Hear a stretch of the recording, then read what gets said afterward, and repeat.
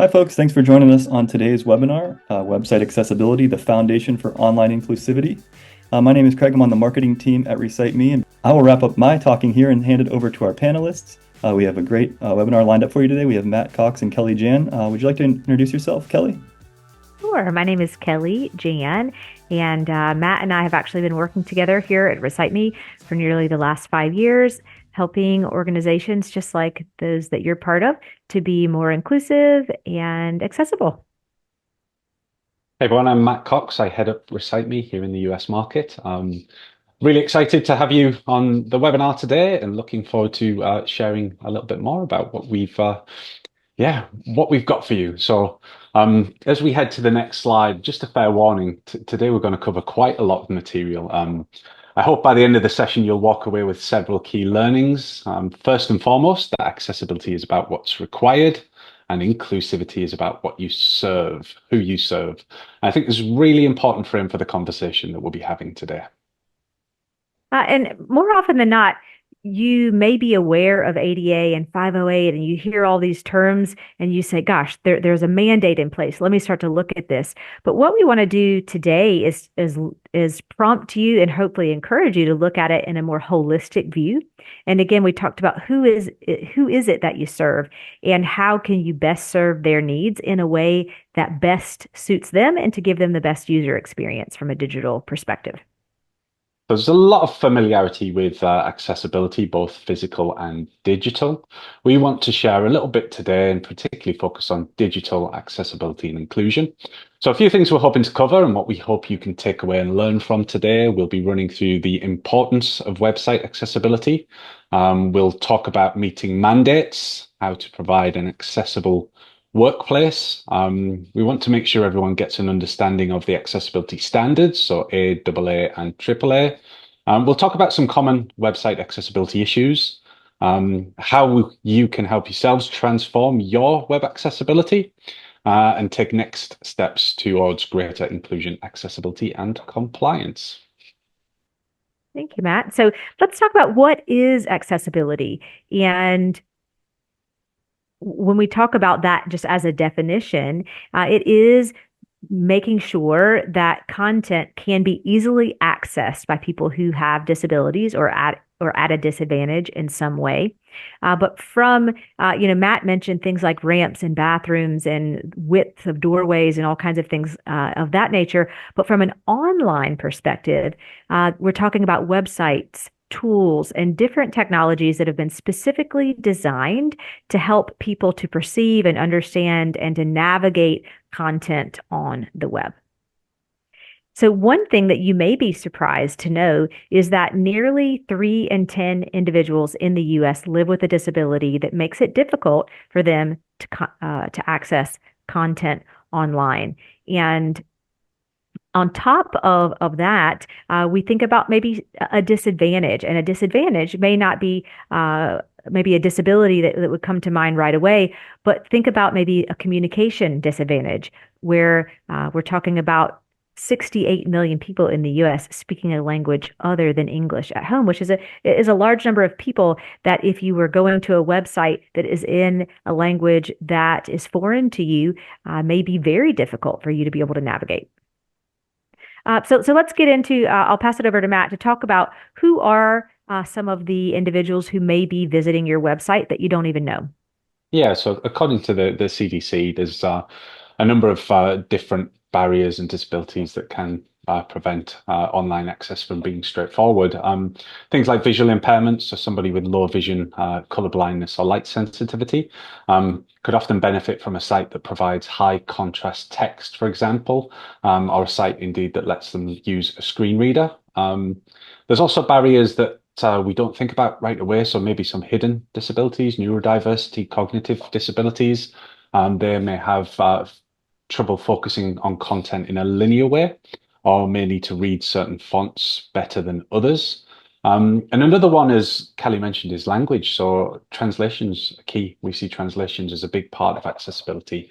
And if people's primary language is not English and you're not providing localized content on your website, you're excluding them potentially, or at the very least creating some friction that prevents them from from engaging with your organization.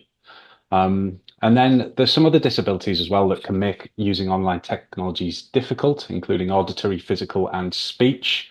When we think about things like that, it could be muscular, sensory, joint pain disorders, limited movement, difficulty with video chat, teleconferencing, or voice recognition technologies. All of these challenges bring both empathy and requirements to accommodate, mitigate, and improve the customer's experience to provide an environment where they can get similar benefit to those without the disability. So when we talk about website accessibility, we're doing so with the understanding that it's a holistic requirement. It starts with basic levels of compliance, but it's always about more than that. So we see it as three separate sections. Number one, it's the right thing to do. We believe everybody should have the opportunity to access online content. Particularly now it's 2024, there's tools and techniques and technologies available.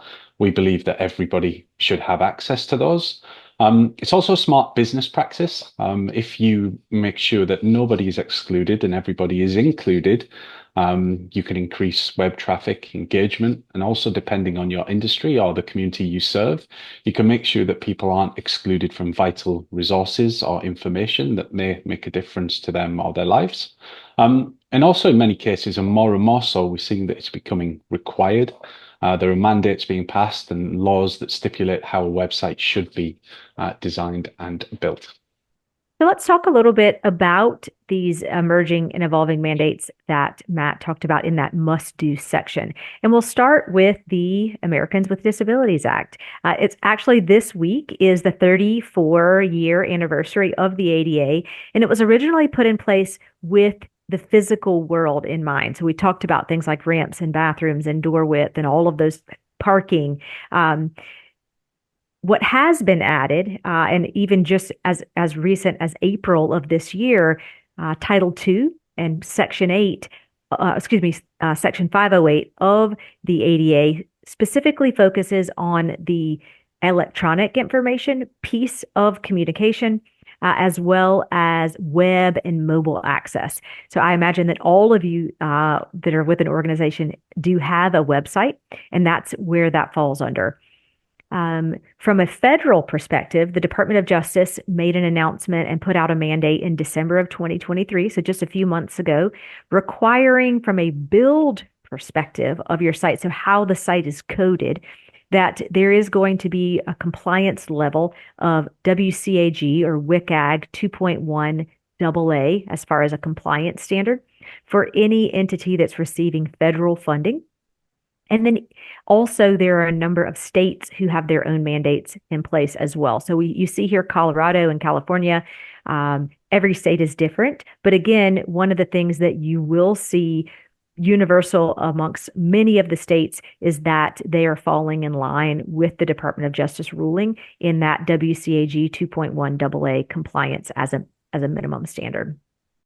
Also going into the legal piece of what we're talking about today, it's not always just, well, if you think to yourself, well, my organization doesn't receive any federal or state funding, but the ADA also talks about in Title I, private employers that have more than 15 employees, making sure that you have accommodations when you're recruiting and hiring. When people are coming to your website, are they able to apply for a job without barriers? Once they're employed, do they have access to digital content that you have for them as far as training, access to an employee handbook, onboarding? All of those things fall under the ADA as well. And there are different mandates in place to protect those individuals. But again, thinking about right, smart as well. And while we come at web accessibility, we encourage people that it's the right thing to do. Building websites with the right framework, putting the right foundations in place, and providing the right tools.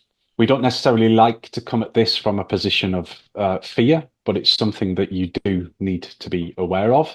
And this quote here from Forbes actually states that in 2023, 77% of lawsuits are being filed against organizations with under $25 million in revenue. So what does that mean? It's not just a big company problem. It's something that everybody should be striving to be a little bit better on and deliver the best accessibility that they possibly can. So what do all of the legal requirements have in common? They all rely on the same definition of what makes a website accessible. We focus typically on WCAG 2.1. And what does that mean? The World Wide Web Consortium is an international organization that was founded in 1994 with the goal of developing a standard set of principles that are effective for all internet users. And when they first got started, internet users were a tiny fraction of the world's population. But as the internet grows, it takes over our lives on a day-to-day basis. So did the standards. And we now have a division called the Web Accessibility Initiative that's wholly dedicated to these web content guidelines. So WCAG 2.1, it's a set of 78 criteria that are broken down into 3 levels. We've got level A, AA, and AAA. A couple of ways that you might hear these described. We've got crawl, walk, and run, or must do, should do, could do. To give you kind of a breakdown, level A is the most basic things you must do. There's 30 total criteria there. It includes things such as making sure you're not using color alone to convey information, showing that navigation cues are shown visually on the page and also available in text, makes all content operable through the keyboard, not just a mouse.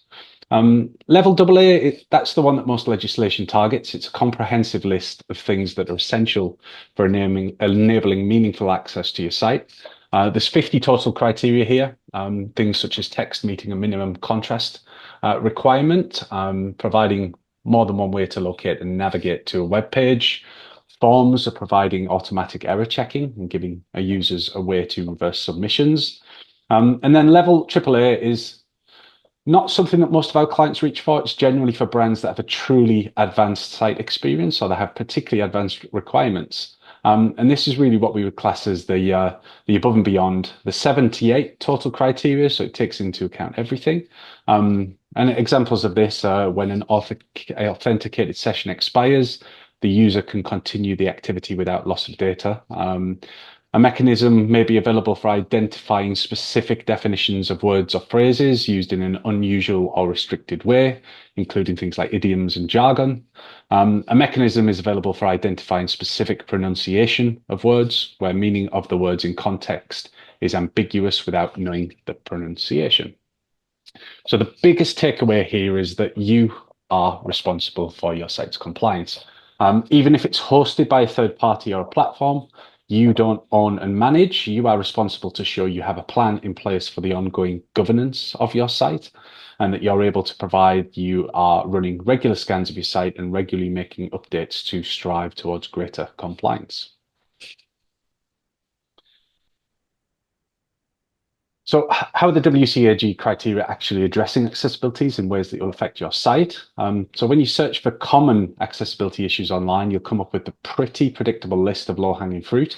The problem is often that these elements that we're so used to seeing, they don't look like issues. They're universally accepted practices in website builds, but they can create and do create real barriers for people coming to your site. We're going to have a quick look at some issues that we do see frequently, scrolling headers being one of them.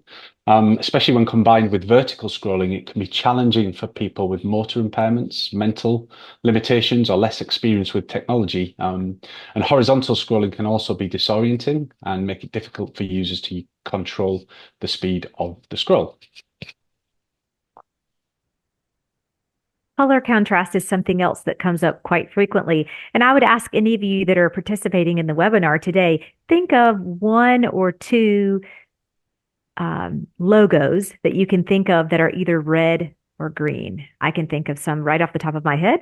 And it's not, the WCAG is not trying to say you're not allowed to have those colors on your website. Absolutely not. Your brand teams would probably lose their minds if you told them, nope, we can no longer use these colors.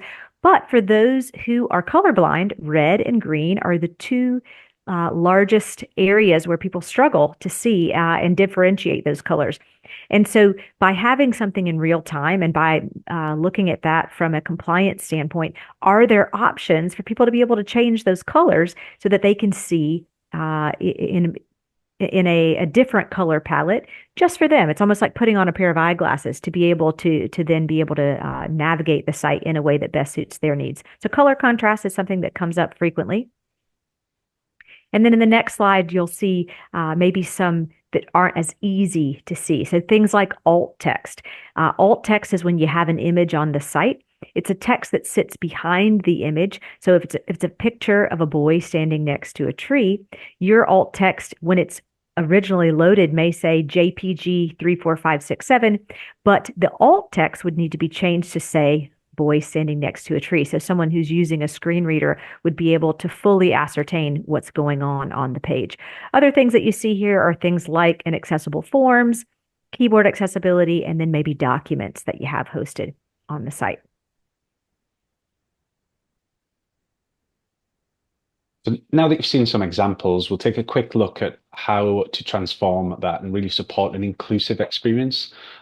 We see that there's 4 core components of a comprehensive accessibility program. Accessibility statement, the accessibility toolbar, the checker, and also governance and remediation plan. It's important to remember that website accessibility isn't something that you set and forget. Requirements are always changing. Your users' needs will change over time, and your internal teams will need to be able to learn and adapt with those evolutions. But when you first set out, there are some simple things that you can do to immediately provide a better experience. And then once you've taken those first steps, you can develop an accessibility program that you'll maintain over time. And really, that's the purpose of the first block here. So creating an accessibility statement. Even before you've achieved compliance, that statement tells the world that you're in the process of making your site more accessible. It also helps you address questions about the current state of your site, and it invites visitors to bring their concerns directly to you rather than to a lawyer. The next piece that you saw there in the last slide talks about a toolbar.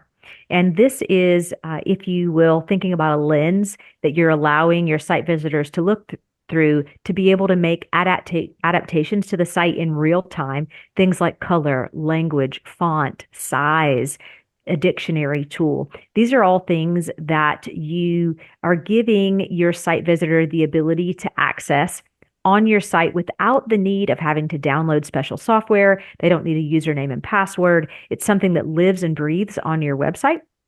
And anyone who is visiting your site from any location or on any type of device, they're able to use the toolbar. And so I am going to share my screen. And Matt, can you see the city of Lake Alfred here on your screen? Is that what you're viewing? Yeah, I can. Yep. Okay, wonderful. So if you were to go to the city of Lake Alfred, and we used this as an example earlier in the presentation, talking about that green color scheme. When you visit their website, you'll see in the bottom right-hand corner the universal symbol for accessibility. Now that launch link and/or button is 100% customizable. This is what the city of Lake Alfred has chosen to launch the technology. And once you click to launch the Recite Me toolbar, you'll see it engage up at the top of the page. As you're scrolling through the site, you'll see the toolbar follow you. It doesn't take up any real estate on the page. It stays right up at the top.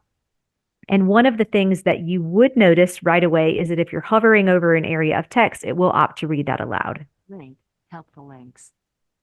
So what I heard on my side is it said the word link, and then it read helpful links out loud. It does highlight each word, and that addresses a number of disabilities and/or barriers for those who maybe have a focusing disability, those who are dyslexic, those who may have visual decline, to be able to follow along. But again, as I'm scrolling, again, if I were hovering over various areas of text, it would read that aloud as well. Now, one of the things we touched on was the color palette. So if I am colorblind and maybe I'm not able to discern the difference between red and green or maybe a number of colors, by choosing the color palette on the toolbar, I can now make choices as to maybe a color palette that works better for me. Here I've chosen yellow and black. And if you think about this, when you go to the eye doctor, if you've ever had an eye exam and they say things like, is 1 or 2 better? Is 3 or 4? These are layers that you now have the ability to put in place. So at this point, I've chosen the background color to be different. I could maybe make the font a little larger or smaller with the plus or minus button. These are researched fonts that are most easily ascertained and understood by those who have certain neural disabilities. For example, that you can see here that Open Dyslexic is a choice. And again, this allows me to make differing choices for myself. It empowers me as the site visitor to, in this instance, I've made the font a little larger, I've changed the color, and I've also changed the font itself. And as I'm clicking through to each page on the site, as those pages load, the choices that I've made will be loaded there as well. I'm going to go back to the default settings, which I can do here with this reset button, and talk a little bit about language translation. By clicking this button, you now have access to translate the site into a little over 120 different languages, with around half of those you'll see here with a speaker icon next to it, which means it can be read aloud in that language. As I'm scrolling through, you may see a language of those that you might serve. I'll actually just choose French here as an example. You'll see that site visitors have the option of Canadian or European. Spanish also offers 2 options, as well as Chinese and English. So again, if I choose that as the language, if I'm hovering over the text, because it does have a speaker icon next to it, I just heard that read aloud in French, and it is going to be more of a native speaking accent or voice as well. Some of the other tools that you may see on the toolbar are things like the ruler tool, a masking tool, a dictionary tool, and even a tool that will summarize the page. And I kept it in French because I think it's pretty interesting to see that not only will that do that in English, but if someone needed the site translated into another language, the summary of the page would also appear in that language. And lastly, I'll show you there is also a button here at the very end that takes you to a user guide that breaks down each of the features on the tool as well. Image, orange, how can we help? And Craig, I'm going to pass it back to you to be able to share the presentation.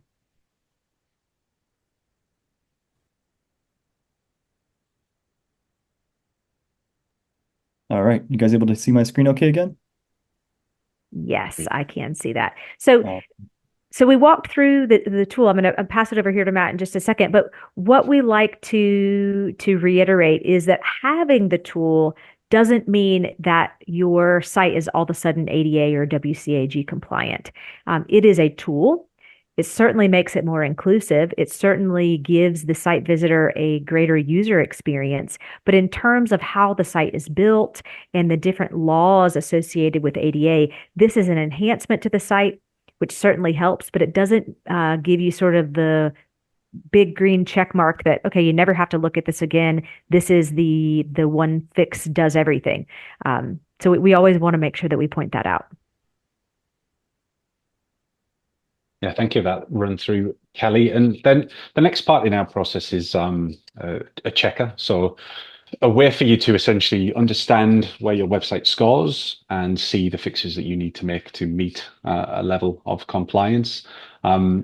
Kelly is exactly right. The toolbar is a fantastic and very vital step towards real-time inclusion and making sure that people can actually use your website when they're on your website and use it in real time. But it doesn't make that site accessible because you haven't remediated the code.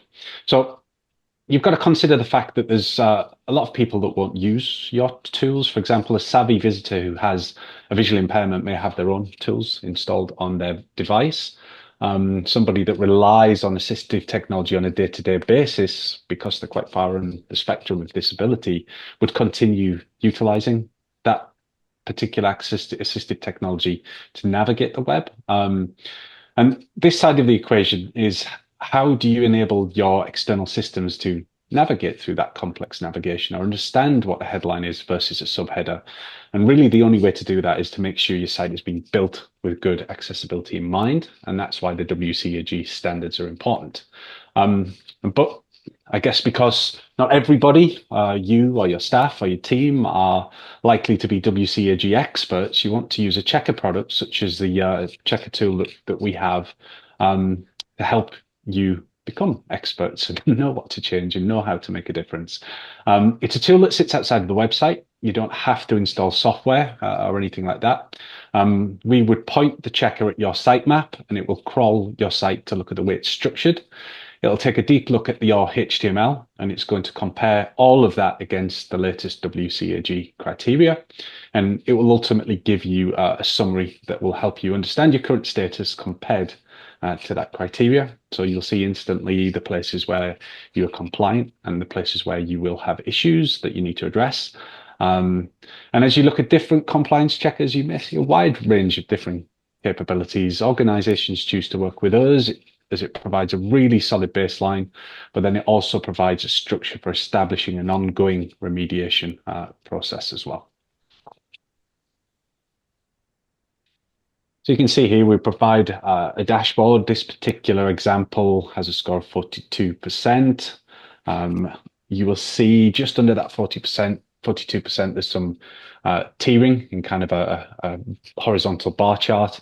You'll see that level A is first, double A, and then triple A. We'd encourage you to take care of level A first and then work on to double A, and then if you can, move on to triple A. The checker, again, will point out the areas and the needs that need to be addressed. It will provide the code that you need to fix. And it also allows you to do unlimited scans as well. So you can set a process and a methodology in place to keep regularly maintaining your website and seeing the score that you get and how you're improving. And one of the things that's really, really key that you'll definitely want to know and follow is how your score improves over time. And Kelly will chat through that a little. So one of the things that is really special about the dashboard is the ability to see your progress over time. We talked about what is your plan for accessibility? Do you have a plan? How are you carrying out the plan? And can you prove that you've been using a plan? And what does that look like over time? And so the dashboard allows you to run regular reporting, running the scan, making the fixes. And then as you run scans in the future, you can track those improvements. And you'll see on the right, there's a little chart here, but you have the ability to pull different, to make different graphs and charts that show over time, whether that was in an audit perspective or just internally for your own purposes as far as marketing or your chief information officer or your IT teams to be able to see through a workflow what were issues that were identified, how do we fix them, and then how did that improve our score going forward. Yeah, so you're probably wondering where to start. So to give you a little bit of a summary, we would suggest that a site audit is the foundation for an all of the above approach.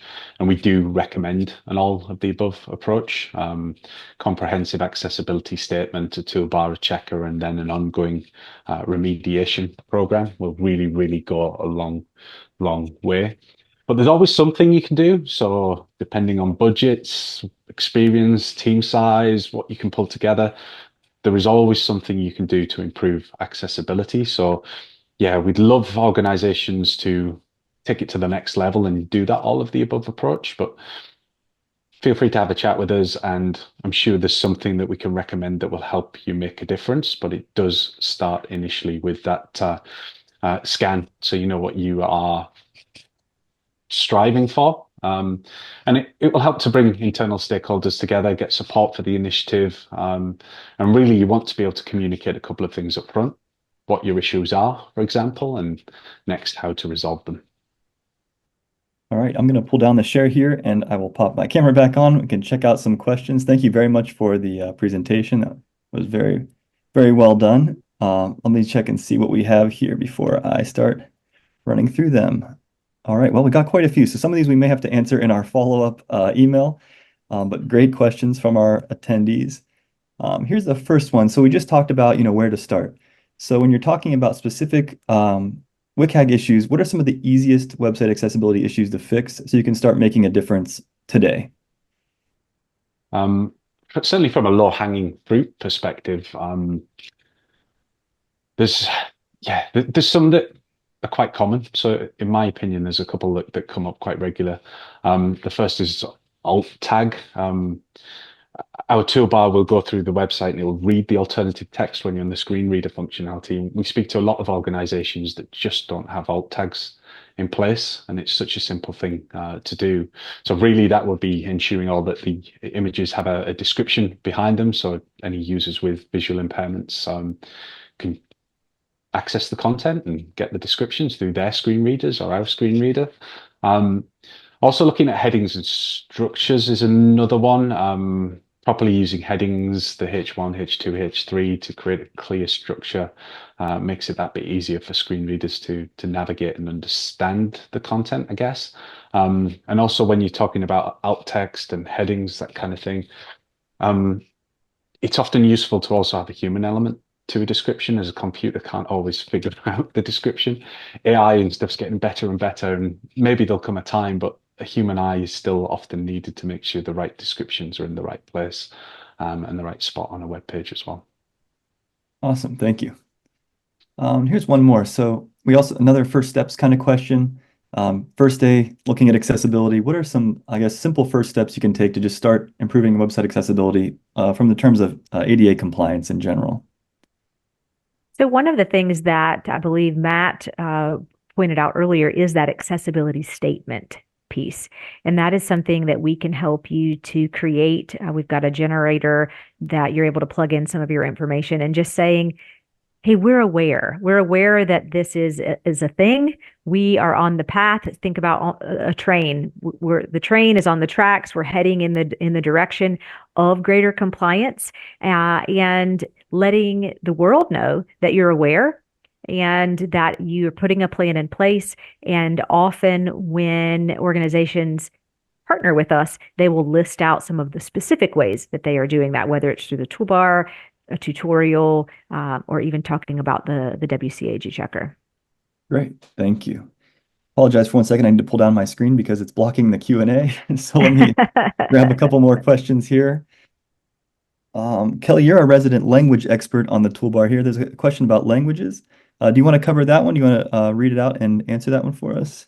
Sure. One of the attendees asked, are there listed out 2 different languages and are they available? And so the first one it looks like is Mixteco.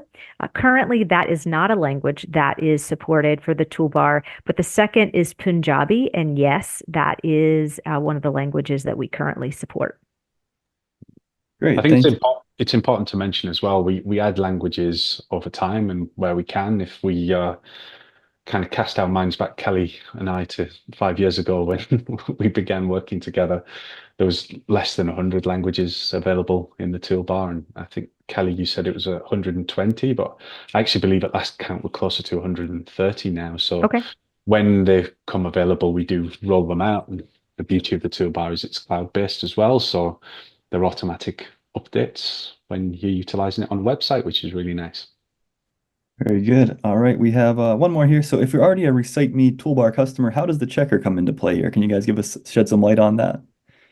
I think the first step would be to do a scan. The checker complements the toolbar really, really well, but the checker does focus on the foundations and the website build, while the toolbar is your real-time inclusivity and ensuring somebody on your website can utilize your website in a way which works specifically for them. But yeah, if you're currently a client, thank you for working with us. We appreciate it. And please reach out to your customer success manager or Kelly, myself, Craig, and we'll happily talk you through it and give some direction for what might help your site. Awesome, thank you. Well, I don't want to keep everyone too late here. Before we close it out, would you guys have any closing remarks or key takeaways you'd like to share before we wrap up the call? One thing I did want to see, Craig, I did see that someone asked about the screen reader portion. I do apologize that I wasn't able to share the audio portion of that. But if you were to yourself go to that City of Lake Alfred and launch the toolbar, or even go really just go to the reciteme.com, and you can click out the try out our toolbar. That will allow you to use the toolbar for yourself. And then as you're hovering over text, you'll be able to hear that read aloud. And you can do things like change the speed. You can change if it's a male or a female voice. You can see the different languages that are available. So I do apologize for that, but definitely want you to be able to experience that for the person that asked about listening to the screen reader portion. Yeah, feel free to go to Lake Alfred's site. Feel free to go to the Recite Me site, test the toolbar, give that a try.